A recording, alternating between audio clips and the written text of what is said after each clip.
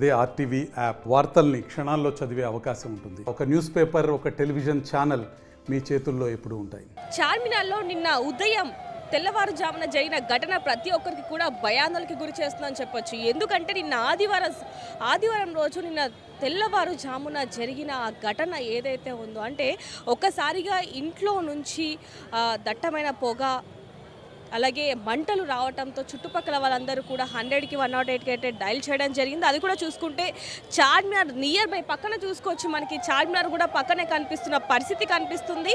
రాత్రి సమయంలో చాలామంది ఇక్కడికి షాపింగ్కి వస్తారు. అలాగే చార్మినార్ అనేది మన చరిత్రాత్మక కట్టడం కాబట్టి ఇక్కడ చార్మినార్ని కూడా చూడడానికి ఎంతోమంది వివిధ ప్రాంతాల నుంచి, దేశాల నుంచి వస్తూ ఉంటారు. అయితే నిన్న చూసుకుంటే కనుక ఏదైతే ఈ చార్మినార్ దగ్గర ఏదైతే ఇప్పుడు ఇల్లు కనిపిస్తుందో ఇక్కడ చూడొచ్చు, కృష్ణా పర్ల్స్ అని ఏదైతే ఉందో ఇక్కడ అంటే గుల్జార్ హౌస్లో ఘోర అగ్ని ప్రమాదం అయితే చోటు చేసుకుందని చెప్పొచ్చు. అంటే హాలిడే సందర్భంగా ఎవరైతే ఈ ఇంట్లో ఉంటున్న అన్నదమ్ములు ఎవరైతే ఉంటారో, అంటే హాలిడేస్లో మనం చూడొచ్చు పిల్లలందరూ కూడా బంధువుల ఇంటికి వెళ్తామంటూ కూడా ఎంతగానో ఆనందానికి గురవుతూ ఉంటారు. అంటే బంధువుల ఇంటికి వెళ్తే అందరితో పిల్ల పాపలు అందరూ కూడా ఉంటారు, ఆడుకోవచ్చు అన్న ఒక కారణంతో అందరు బంధువుల ఇంటికి వెళ్ళడానికి ఎక్కువగా అతి ఉత్సాహం అనేది చూపిస్తూ ఉంటారు. అదే కారణంగా ఎవరైతే ఇక్కడ బిల్డింగ్లో నివాసం ఉంటున్నారో వీళ్ళ ఇంటికి ఉప్పర్పల్లి నుంచి, జూబ్లీహిల్స్ నుంచి, మోతీనగర్ నుంచి అనేక కుటుంబీకులు ఇక్కడికి రావటం జరిగింది. వాళ్ళలో చాలామంది అంటే దాదాపుగా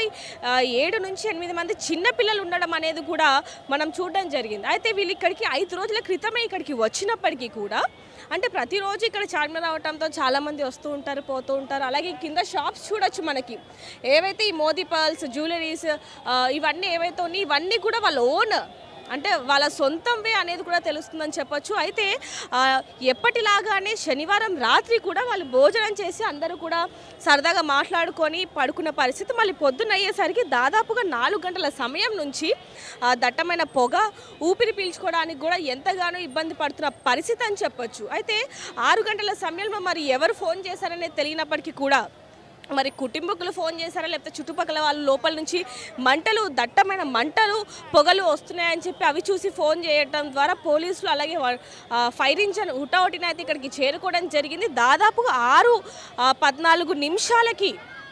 6 గంటల 14 నిమిషాలకి ఫైర్ ఇంజన్కి కాల్ వస్తే దాదాపుగా 5-6 నిమిషాలలోనే ఫైర్ ఇంజన్లు అనేవి ఇక్కడికి చేరుకోవడం జరిగింది. వెంటనే లోపలికి వెళ్ళి అక్కడ స్వెటర్ చూడొచ్చు మనం, అక్కడ స్వెటర్ ఏదైతే కనిపిస్తుందో అది ఒక్కసారిగా ఓపెన్ చేయగానే ఆ లోపల నుంచి వస్తున్న దట్టమైన పొగ ఫైర్ ఇంజన్ అధికారులను కూడా ఒక్కసారిగా అతలాకుతలం చేసిందని చెప్పొచ్చు. ఆ పైన చూసుకుంటే మనకి 2 ఏసీలు అయితే కనిపిస్తూ ఉన్నాయి. ఆ ఏసీలు ఉండటం ద్వారా ఆ కిటికీలు ఏవైతే ఇప్పుడు ఓపెన్ చేస్తున్నాయో వాటి అన్నింటినీ కూడా క్లోజ్ చేయడం జరిగింది. దాని ద్వారా అంటే వెంటిలేషన్ ఎక్కడా లేకుండా ఒకసారిగా క్లోజ్ చేసి ఉండటంతో వాళ్ళకి ఇంకా లోపల ఉన్న ఎవరైతే 21 మంది చిన్నపిల్లలతో సహా ఎవరైతే 21 మంది ఉన్నారో వాళ్ళకి ఊపిరి ఆడక అతలాకుతలమైపోయిన పరిస్థితి ఏర్పడిందని చెప్పొచ్చు. అయితే ఫైర్ ఇంజన్ అధికారులు, పోలీసులు ఇక్కడికి వచ్చి, భద్రతా దళాలు ఇక్కడికి వచ్చి ఒక్కసారిగా ఈ షట్టర్ అనేది ఓపెన్ చేయగానే లోపలికి వెళ్ళటానికి పోలీసులకు కూడా ఎంతగానో ఇబ్బంది అయిందంటూ కూడా పోలీసులు చెప్తున్న పరిస్థితి అని చెప్పొచ్చు. మరి ఐ హోల్డేజ్ ఏమన్నా అయ్యిందా లేకపోతే ఏంటనేది కూడా తెలియని పరిస్థితి ఇక్కడ చూడొచ్చు.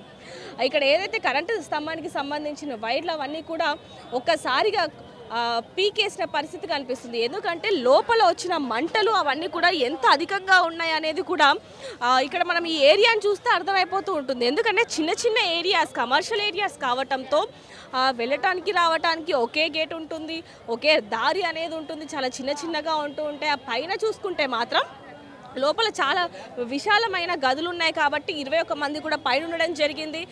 అయితే నిన్న మాత్రం పోలీసులు వచ్చిన తర్వాత వాళ్ళు చూసిన ఘటనని కూడా వాళ్ళు మర్చిపోలేని పరిస్థితి అని చెప్పొచ్చు. ఎందుకంటే 1.5 సంవత్సరాల ఒక చిన్న పసి కందు కూడా అందులో ఉంది.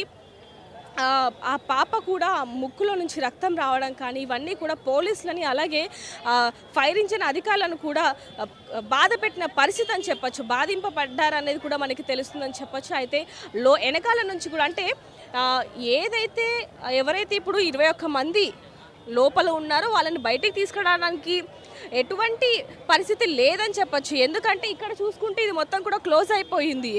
ఒక సైడ్ నుంచి పొగ, మంటలు ఎంతగానో ఇబ్బంది పడుతున్న పరిస్థితి. మరి ఎలా తీసుకురావాలి అంటూ కూడా పోలీసులు వెంటనే ఇమీడియట్గా అటు సైడ్ ఏదైతే ఇప్పుడు ఈ బిల్డింగ్ బ్యాక్ సైడ్ ఏదైతే ఉంటుందో అక్కడికి వెళ్ళి అక్కడ ఒక రంధ్రం చేసి అక్కడి నుంచి ఆ పొగని అలాగే మిగతా వాళ్ళని కూడా బయటకు తీసుకొచ్చే ప్రయత్నం చేయడం జరిగిందని చెప్పొచ్చు. అయితే దాదాపుగా కొన్ని నిమిషాల్లోనే వాళ్ళని బయటకు తీసుకొచ్చినప్పటికీ కూడా అంబులెన్స్ వెంటనే ఇక్కడ దగ్గరలో ఉన్న హాస్పిటల్కి తీసుకెళ్ళినప్పటికీ కూడా దాదాపుగా 17 మంది దారిలోనే చనిపోయిన పరిస్థితి అని చెప్పొచ్చు. ఇంకా 4 ప్రస్తుతానికి హాస్పిటల్లో నిలకడగానే ఉన్నారు అంటూ కూడా వార్తలు వస్తున్న పరిస్థితి. ఆ విజువల్స్ని కొన్ని కారణాల వల్ల వేయలేని పరిస్థితి వచ్చినప్పటికీ కూడా, అంటే ఆర్టీవీ వీడియోస్ని చాలామంది చిన్నపిల్లలు చూస్తూ ఉంటారు, పెద్దవాళ్ళు చూస్తూ ఉంటారు కాబట్టి వాళ్ళు బయటకు వచ్చిన పరిస్థితి అంటే ఒంటి మీద చర్మం ఏ విధంగా ఒక అట్టలాగా లేచిపోయిన పరిస్థితి కనిపిస్తుంది. అంటే అక్కడ చూడొచ్చు అసలు ఎంత దారుణమైన మంటలు వచ్చాయో. 4 గంటల సమయంలో ఆ మంటలు ఎగిసి పడుతుంటే దాదాపుగా 2 గంటల పాటు ఆ ఉక్కిరి బిక్కిరి అయిపోయిన పరిస్థితి నెలకొనిందని చెప్పొచ్చు. అయితే అసలు ఈ మొత్తం కూడా చూసుకుంటే అసలు దేని వల్ల ఈ మంటలు ఏర్పడ్డాయి అనేది మాత్రం పోలీసులు ఇన్వెస్టిగేషన్ చేస్తున్న పరిస్థితి ఏర్పడిందని చెప్పొచ్చు. ఒకసారిగా ఏసీ కంపారిజర్ వల్ల అంటున్నారు, మరోవైపు చూసుకుంటే కనుక షార్ట్ సర్క్యూట్ అయిందనేది కూడా పోలీసులు చెప్తున్న పరిస్థితి అని చెప్పొచ్చు. అయితే ఇటీవల కాలంలో చూసుకుంటే ఎక్కువగా ఈ ఫైర్ యాక్సిడెంట్ అనేవి ఎక్కువగా జరుగుతున్నాయి. 2 రోజుల క్రితం కూడా మనం చూడడం జరిగింది. పాత బస్తీలో కూడా ఒక ఫైర్ యాక్సిడెంట్ అయితే జరిగింది. మళ్ళీ ఇప్పుడు అలాగే నిన్న కూడా పలు చోట్ల కూడా ఈ ఫైర్ యాక్సిడెంట్లు జరుగుతున్నాయని దాదాపు 23 మందిని సురక్షితంగా రక్షించడం జరిగింది. ఫైర్ సిబ్బంది అనేది కూడా ఫైర్ అధికారులు అనే అగ్నిమాపక సిబ్బంది కాపాడడం జరిగింది అనేది కూడా మనం చూసాం. అయితే ప్రస్తుతానికి మాత్రం ఇక్కడ కాపాడే ప్రయత్నం చేసినప్పటికీ కూడా దగ్గర 17 మంది ప్రాణాలు కోల్పోవడం జరిగింది. అందులో చిన్నపిల్లలు కూడా ఉండటం అనేది చాలా బాధాకరమైన చెప్పాలి. అయితే ఇదంతా కూడా తెల్లవారుజామున జరగడంతో ఇంకా వాళ్ళని తీసుకెళ్లడం కానివ్వండి, లేకపోతే ఆ మంటల్ని ఆర్పడానికి చాలా సులువైందని చెప్పొచ్చు. ఎందుకంటే చార్మినార్ దగ్గరికి ఇప్పుడు చూడొచ్చు రాత్రి సమయంలో ఎలాంటి పరిస్థితి నెలకొనింది అనేది, అసలు బయటికి వెళ్ళడానికి కూడా ఎంతగానో ఇబ్బంది పడుతున్న పరిస్థితి. అలాంటిది పొద్దున సమయంలో చూసుకుంటే కనుక ఎవ్వరు ఉండరు. అంటే ఈ చార్మినార్, పాత బస్తీ, బేగం బజార్ ఈ చోట్లలో ఏంటంటే షాపింగ్ మాల్స్కి సంబంధించి 11 గంటల వరకు కూడా ఓపెన్ ఉంటుంది.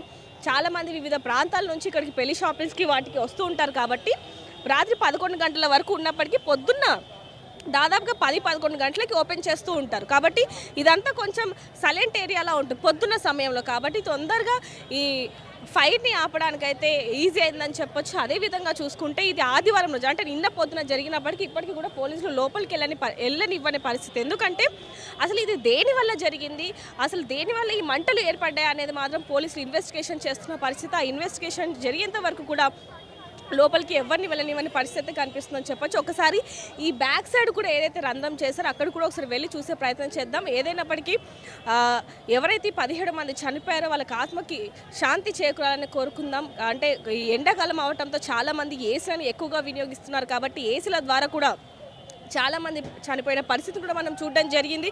కాబట్టి అతి జాగ్రత్తగా ఉండాలంటూ కూడా అటువైపు అధికారులు చెప్పడం జరుగుతుంది. ఏం జరిగింది ఇక్కడ?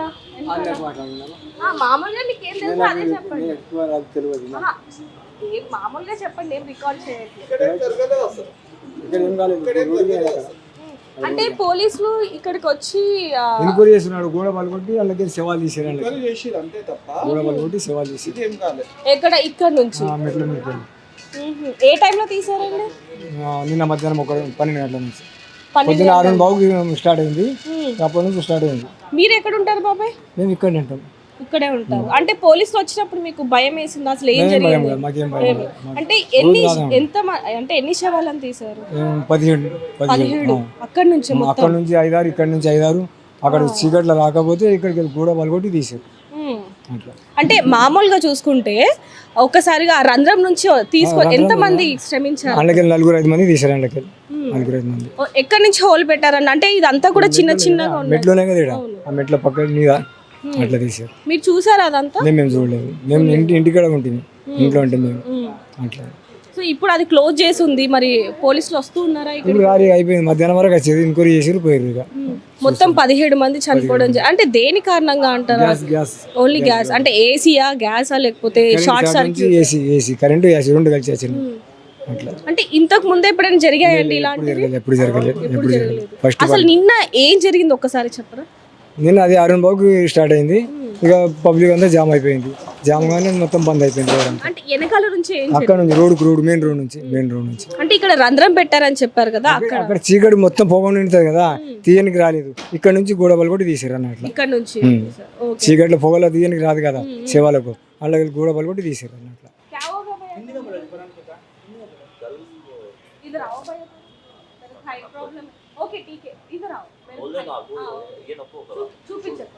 शूट मत करो, कुछ भी नहीं। वो बीच में सोचते दुकानें उधर नीचे दुकान में फायर शॉर्ट सर्किट हुआ मेरे, वो शॉर्ट सर्किट से दुकान में आग लग गया। दुकान में आग लगने से हल्लू वो स्प्रेड होते गया। स्प्रेड में क्या हुआ, जो एसीज है, एसीज के कंप्रेसर, वो कंप्रेसर पूरे अंदर लगे हुए उनके 2 एसी से पूरा 3-4 एसीज है। 3-4 तो एसीज पूरे चालू रहने से कैसा, वो फायर ऐसे एसीज के कंप्रेसर को लगने वो बस्ट होना चालू हो गया। तो उससे और कितने बजे को morning around 6 o'clock 4 o'clock 4 o'clock का है ना 6 o'clock नहीं 6 o'clock मैं 4 o'clock तक मैं अवेक था। मेरे को इमीडिएट उसका ब्रदर है जो अभिषेक है, उसमें एक है देखो डिसीज, तो वैसा स्प्रेड होते होते वो लो हुआ सब लोग। अभिषेक भी सेव हो जाता था, बट उन्होंने सेव क्या, दूसरे फैमिली मेम्बर्स को निकालने गया। ठीक है, उन्होंने अंदर, क्योंकि वो उसका मदर और फादर पूरा फैमिली में 3 जने बचे हुए, एक जना वॉकिंग गया था उनके बच गया, 2 जने हैं सो मदर फादर और बेटा अभिषेक, ये लोग बाहर निकल गए थे। ओके अभिषेक है सो फिर एंटर हुआ वो लोग को निकालने के लिए, वो निकालने के चक्कर में वो लोग पूरे बर्न हो गए। ओके और आग स्प्रेड हो रहा, तो पंकज का जो फैमिली है हाँ, पूरा फैमिली है, देखो हस्बैंड वाइफ और छोटे बच्चे, बेटी, उसका सिस्टर का बेटी, ये पूरे लोग अंदर लॉक हो गए। और दरवाजे इतने गर्म पूरे कितने लोग हैं भाई? 21 17 लोग से 17 मेंबर्स है। हाँ ओ मर गया। कल ही हम लोग जाके है ना 17 मेंबर्स है ऑल टुगेदर। छोटे बच्चे भी है 1.5 छोटे ईयर। बच्चे बोले तो फोटो दिखाओ आपको भैया वो अंदर होल कर है ना, उसका फोटो है आपके पास? फोटो एक मिनट मीडिया ओके इधर क्या होगा भैया का? मीडिया में है ना, ये अभिषेक हाँ है, हाँ ये उसका ब्रदर, उसका ओन ब्रदर जो बॉम्बे में रहता है। कॉलेज आपका? हाँ ये वो दोनों लेडीज है, ये उनके बेटे हैं। ओ ये अभिषेक, छोटा ये अभिषेक, ये इनका तो पूरा फैमिली गया, हस्बैंड वाइफ और इनकी बहन के साथ, बहन के 2 बच्चे और इनके 2 बच्चे, ये इनके चाचा है। ओके ओ अभिषेक मोदी ओके हाँ ओके इनके चाचा है, ये ठीक है। दोनों चाचा चाची है, ये पूरा फैमिली ये हुआ। ఏదైతే ఇప్పుడు ఆ చార్మినార్ దగ్గర ఇన్సిడెంట్ జరిగిందో ఆ బ్యాక్ సైడ్లో అయితే మనం ఉండడం జరిగింది. చూడొచ్చు ఏదైతే మనకి ఆ గ్రిల్స్లో ఒక వైట్ కలర్ బిల్డింగ్ కనిపిస్తుందో అక్కడ షటర్స్ అనేవి ఇప్పుడు మనం విజువల్స్లో కూడా పక్కన మనం చూడడం జరిగింది. ఏవైతే ఆ షటర్స్ ఉన్నాయో ఆ లోపల, అంటే ఇప్పుడు ఏదైతే సన్నగా ఒక షటర్ ఉందో ఆ లోపల స్టెప్స్ ఉండడం జరిగింది. వెంటనే పోలీసులు వాళ్ళని ఎలాగైనా సరే కాపాడాలి అని చెప్పి వెనక్కి వచ్చి ఎక్కడి వరకు ఆ ఫ్లోర్ అనేది పైన ఏదైతే ఆ ఫ్లోర్ ఉందో అది ఎక్కడి వరకు ఉంది అనేది చూసి ఇక్కడికి వచ్చి బ్యాక్ సైడ్కి వచ్చి ఇక్కడ చూడొచ్చు. నేను ఒకసారి మీకు చూపించే ప్రయత్నం కూడా ఒకసారి చేస్తాను. ఇక్కడ చూసుకుంటే తెల్లవారుజాము పొద్దున్న సమయంలో కాబట్టి ఈ షటర్స్ అన్నీ కూడా క్లోజ్ ఉన్నాయి.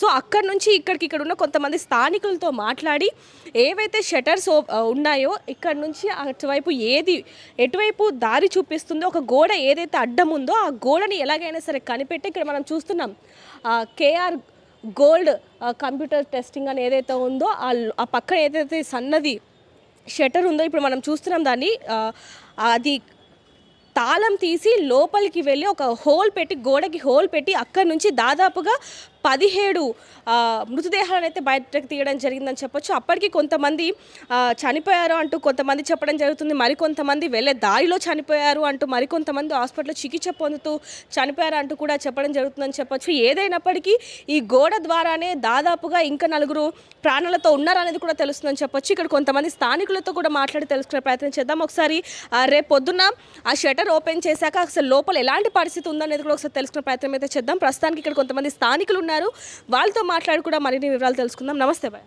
నమస్తే అన్న, నిన్న ఏం జరిగిందన్న అసలు బ్యాక్ సైడ్ నుంచి? నిన్న మేము ఎర్లీ మార్నింగ్ ఇక్కడికి మాకే ఫోన్లు వస్తున్నాయి అందరు, మీరు ఇక్కడే కదా, మీ షాప్ ఇక్కడనే కదా, ఏం జరిగిందని. మాకు కూడా అప్పుడే తెలిసింది, మేము వచ్చినాము. పాపం చిన్నపిల్లలు చాలామంది ఉన్నారు, 17 మంది చనిపోయారని తెలిసింది. చాలా బాధాకరమైన విషయం.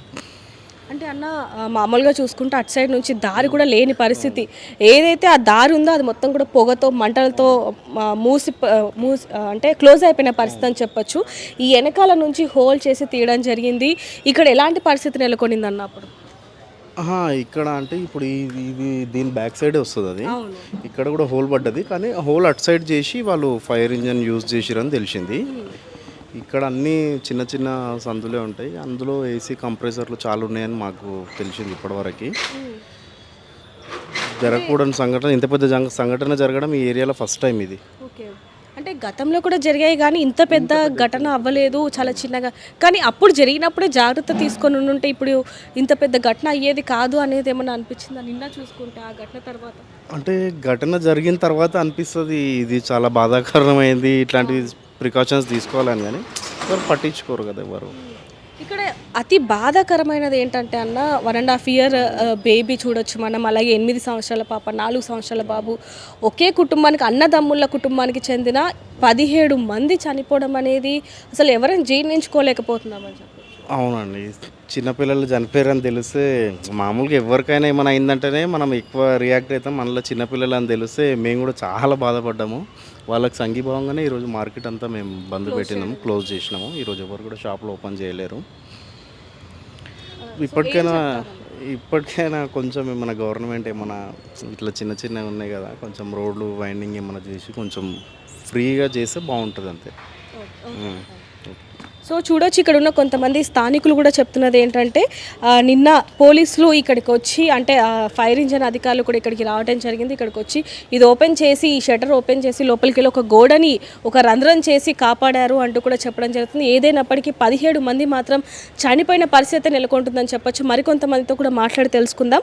అయితే ఇటు చూడొచ్చు, వీళ్ళందరూ చెప్తుంది కూడా ఒకటి, ఇక్కడ జరిగిన ఘటన అనేది ప్రతి ఒక్కరికి బాధింపచేస్తుందని చెప్పొచ్చు. ఎందుకంటే ఒకే కుటుంబానికి దాదాపుగా అన్నదమ్ముల కుటుంబం ఏదైతే ఉందో అందులో నుంచి 17 మంది చనిపోవడం అనేది చార్మినార్ పాత బస్తీ కాకుండా రాష్ట్రం మొత్తం కూడా ఒక్కసారిగా ఉలిక్కిపడ్డ పరిస్థితి కనిపిస్తుందని చెప్పొచ్చు. ఎందుకంటే ఈ చార్మినార్లో ఈ ఘటన అనేది అంటే ఇంతకుముందు జరిగినప్పటికీ కూడా ఇంత ఎక్కువగా అంటే చనిపోయిన మృతుల సంఖ్య అనేది ఎక్కడ చూడని పరిస్థితి అని చెప్పొచ్చు. కానీ నిన్న పొద్దున జరిగినది మాత్రం ఇప్పుడు వరకు కూడా ఎవరు మర్చిపోని పరిస్థితి, ఎప్పటికీ మర్చిపోలేరనే చెప్పొచ్చు అని చెప్పాలి.